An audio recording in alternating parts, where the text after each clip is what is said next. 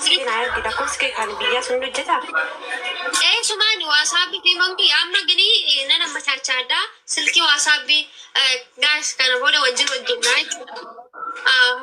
wajin kiya biro kesa deski sare senetin masmanu bara sila kanafu guys hojjenna ijoolleen immoo biyyarra dhufu barbaadan warri dhiiras warri dubaras yoo dhuftan mana nani jiru boqattu gara biraa miti mana nani keessa jiru kana batalai shamarran mana nani jiru dhiironni immoo asuma ta'ee kilaasii biraati kan boqattan so sila kanafu as dhuftanii biiftu sinan kaba rakkinni tokko sinirra hin ga'u rakkinni sinirra ga'e dursee anarra ga'a jechuudha so sila kanaafuu ijoollee shamarranii warri beerutirraa joordaanirraa asuma immoo dubaayii keessa jiraattanii bichaa boota nan bachaachaadhaafani malee yaa hojuma kanarra jirraa hin hojjennaa gana waxxarree hojjennaa gana boota baayigiraawundii keenya minamina babbareechannee hojjenna waan ta'eefu oduu namaati fi warra kaayyoo namaa cabsuuf gadi bu'uun jedha. Siin dubbisa bakka ishee garaa waa'ee mootii siin dubbisa jedhe yaati. Iimoon qabu bicho iimoon qabu qoy iimoo kiyya nan banadha iimoon qabu amma silkiin biraa amma naa dhufutti neegaara silkiin biraa naa dhufee yaa haala hojii kana anis waan tokko xumuree hojii kanatti gaafan galee garuu siin dubbisa maaliif ani fate waan maatii ta'aniif rakkoo hin qabu. Ati nama afaan beeku moo nama afaan hin beekne fudhachuu barbaada? Nama afaan hin beekne nama afaan hin beektu. Afaan hin beektu? Sittan erga maaloo anchi obboleettuma oluma fakkaattu bar dhugaa rabbisiin jira. Gaafa nani suuraa kee fuudhee. Laa as quxuriidhaan dhufa amma ijoolleen ijoollee sadi barbaadamaa jiru. Ijoollee sadi atamtamaan amma warri afaan hin beekne barbaadaa jirra. Ishii bakka nannatti akkamitti si erguu danda'a ishii? Maa WhatsApp keessin kennuuree lubbusii kanan hin taane eenyu? Ishii naaf kenni kaa.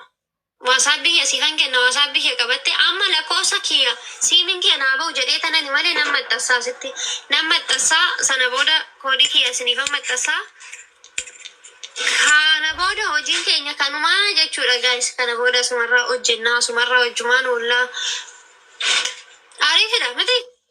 Namoo ijoollee keenya fa furmaata kennaa jira dhugaa rabbi tiktookin kiyya kun oomifan jedhee yaade maal anasini furmaatan kenne ijoollee shamarranii waan takka hin cinqamin yoo dhuftan mana naani jiru kan isin boqattan kilaafu mana keessa taa'u kana wajjumaan ta'e Senegalee waa'ee beektu akkam nagaa jirtu hundi keessanuu dhugaa dubbachuu fi biiroon suni ani yeroo mara viizaa biiroo sanarraa xalabadha biiroo nama kabajan biiroo bakka ijoollee saamunee tokkotti kennanii wayin kopsiitti kennanii darbatan miti dhugaa dubbachuu biiroon sun biiroo kabaja ilma namaaf qabu qaamaan fi kiyya biiroo sana deemee ijoollee kiyya irratti yeroo viizaa xalabadheeru jiru ijoolleen na beektan jirtu achirraa hojii galtanittani bakka hanne sunirree dubartii kabaja qabdi dubartii bara ammaa nu faana toon taane ana irree hojii naa barbaade warra durii keessatti alatti tinna hojii naa barbaade dhugaa rabbi kabaja qabdu ijoolleen dhufu barbaadan biiroo sana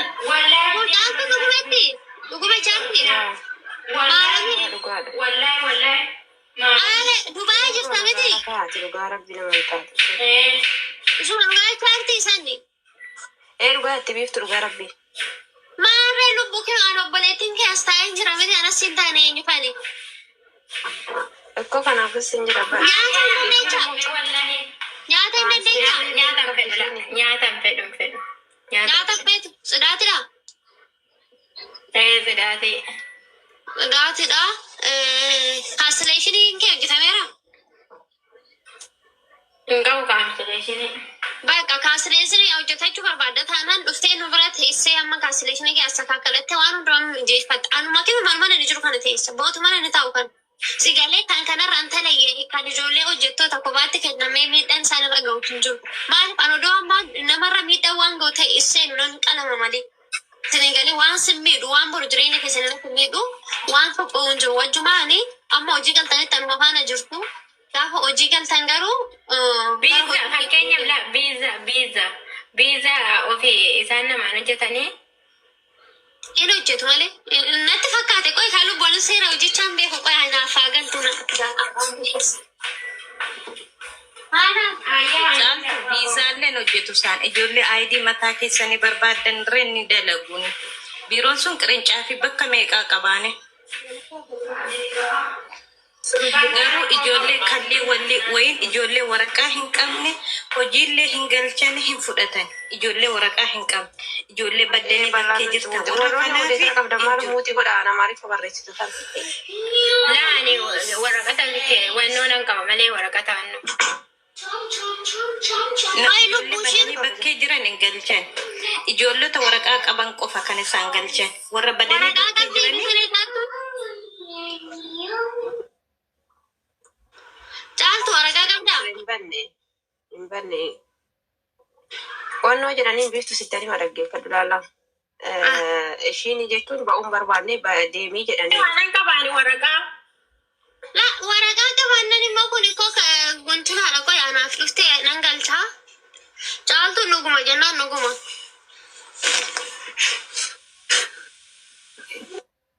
Kinoo kanaan wajjinaa say haadhi biroo kanaa waanan ayinaafidha. Manaa jirra teenya ishiidha wajjinaa say. Akkam ooltanii fayyaa keessanii hundi keessanuu. Nagaa kana nana nagaadha ammaatu. Anaa dhufuuf akkam fayyaa keessi. Jira galata rabbi. Biiftuu haasawuu barbaadde moo yaada kee ibsatti dhufe. Caaltu ishii wajjinaa say ishiidha kan beektu. Ani dhaggeeffadhudha. Ani Oromoo madaamii Qabaddaati amma caaltu naa himattu taraa himadha mo'itii qabaddaati taraa gaafadha. Kaza ani akimana ni rakkoon qabu waraqata wannoo waraqata naa kenni paaspoortii kee naa kenni yoo na wajjin kasaalaati nyaalama barbaanne rakkoon qabuun jedhee si galee. Kaza uni mucaan isheeti kasi kabiilli beektaa mucaan nufee ati akkamitti hojiin barbaadu jettee isaan kalaan akkana hin barbaanne kan keessaniif himannatti fakkaate si galee. Bitaakaa akkuma shannaa kaffaluu qabda yoo barbaadde naa jedhe bitaakaa kan maalis qaba. Okay oloonaan ilaala amma fakkeenya hojii kana hin barbaadu nan baa jedhee because gimmaata kaffaluu hin natti fakkaata akkasitti. Ani isaan na baasaa jira ani hojii fedhaa jira akkamitti mee kana fedhaani amma barbaada mee natti maanni.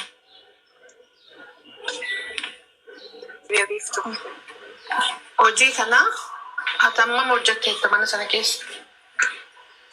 Ogaa tokko.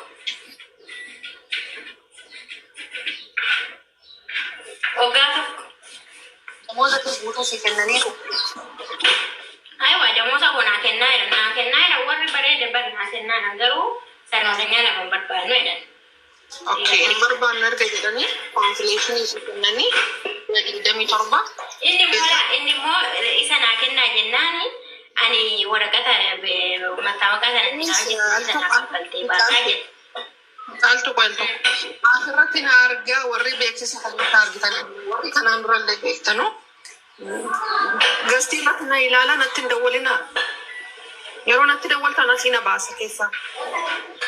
Na eegaa asirraa gastii irraa yeroon bahu siniif hin deebi'u.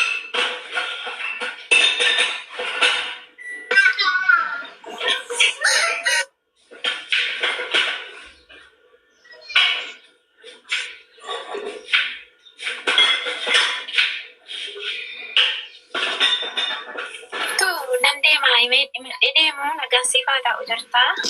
Nimaddu buchuu himadhaa kana booda gaa'is hojiin keenya kanuma iddoon hin mijeessannee silkii lama qabannee tokko sinaa soorfisaa in hojjennaa kana booda ijoolleen takkitti ijoollee afaan oromootiin mana madaamitti rakkattan amma nan isinii jirutti.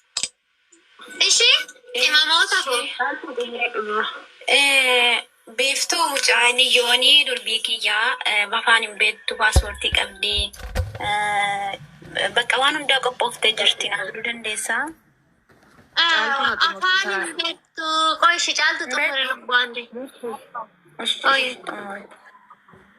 Caaltu xumuri mootii irraa ka'e.